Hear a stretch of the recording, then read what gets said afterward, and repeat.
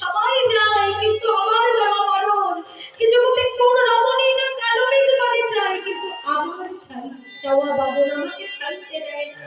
নীল শাড়ি কে না পরে কিন্তু আমায় নীল শাড়ি পরতে দেয় না। এমনকি কৃষ্ণ নামের যে আদি অক্ষর ক সেটাও আমায় উচ্চারণ করতে দেয় না। বলো বুড়িমা, এই এত অপমান